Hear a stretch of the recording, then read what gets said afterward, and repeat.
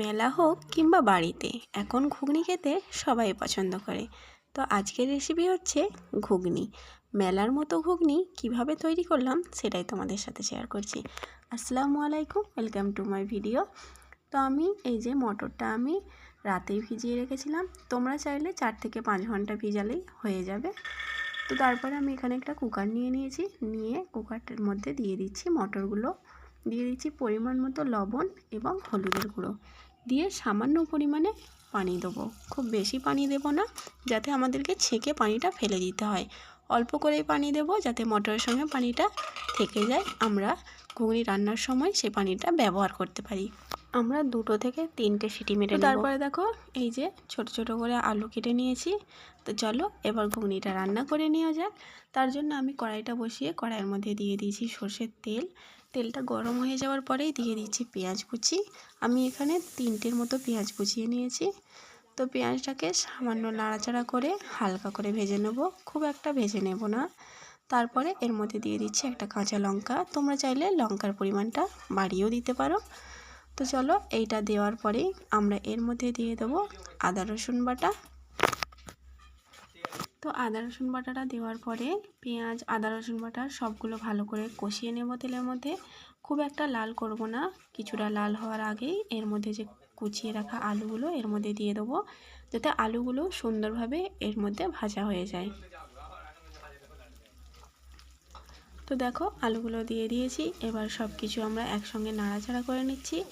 এইভাবে 5-10 মিনিটের মতো নাড়াচাড়া করে নেব।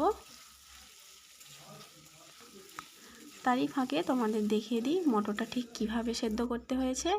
এই যে দেখো মটরটা এইভাবে সেদ্ধ করেছি, যাতে পানিটা একটু এর মধ্যে থেকে যায়।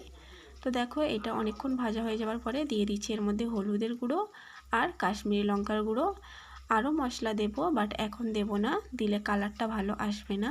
তাই এখন শুধু হলুদের গুঁড়ো আর কাশ্মীরি লঙ্কার গুঁড়োটা দিয়েই সব মশলা দিয়ে এটা আমরা কষিয়ে নেব 10 মিনিটের মতো। কারণ আলুটা সেদ্ধ হওয়ার ব্যাপার আছে, আলুটা কাঁচা রয়ে গেলে খেতে একদমই ভালো লাগবে না। তো এইটা অনেকক্ষণ নাড়াচাড়া করার পরে এতে দিয়ে দিচ্ছি টমেটো কুচি। আর কালারটা দেখতেই পাচ্ছ কত সুন্দর কালার হয়েছে। টমেটোটা দেওয়ার পরে গ্যাসের ফ্লেমটা লোতে দিয়ে এটা আরও 5-10 মিনিট নাড়াচাড়া করে নেবো, যাতে টমেটোগুলো সেদ্ধ হয়ে যায়। তো দেখতেই পাচ্ছ আলুও একটু সেদ্ধ হয়ে গেছে আর টমেটোগুলো পুরো গলে আলুর সাথে মিশে গিয়েছে। তো এই ফাঁকে এর মধ্যে দিয়ে দিচ্ছি সেদ্ধ করে রাখা মটর। দেওয়ার পরে সব কিছু ভালো করে একসঙ্গে মিক্স করে নেব।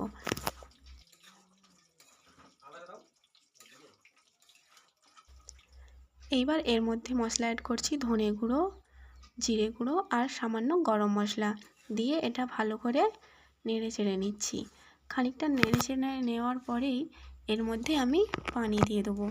দিয়ে 2 মিনিটের মতো ঢাকনা দিয়ে রেখে দিলেই আমাদের ঘুগনি রেডি হয়ে যাবে। কারণ আলুটাও সেদ্ধ হয়ে গেছে আর মটরটা আমাদের আগে থেকেই সেদ্ধ করা।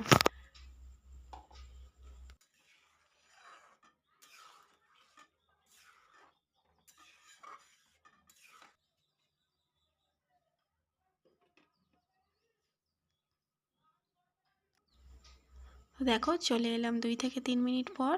তো দেখতেই পাচ্ছ কালারটাও কত সুন্দর এসেছে আর খুবই সুন্দর একটা সেন্ট বেরিয়েছে, পুরো মেলার ঘুগনির মতো। তো আজকের রেসিপিটা আমাদের তৈরি হয়ে গিয়েছে। চলো তাহলে গরম গরম পরিবেশন করে নেওয়া যাক। তো ঘুগনিটা সাজিয়ে নেওয়ার জন্য আমি এখানে কিছু পেঁয়াজ কুচি, শসা কুচি, লঙ্কা কুচি আর ভুজিয়া নিয়েছি, আর নিয়েছি একটু তেঁতুল পানি।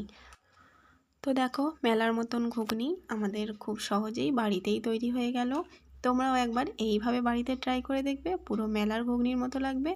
আর যারা যারা মেলায় ঘুরতে ভালোবাসে, মেলায় গেলে তারা তো ঘুগনি অবশ্যই খায়। এইভাবে একবার বাড়িতে বানিয়ে দেখবে, পুরো মেলার মতোই টেস্ট পেয়ে যাবে। তো আজকের ভিডিওটা এই পর্যন্তই, দেখা হচ্ছে পরের কোনো ভিডিওর সাথে।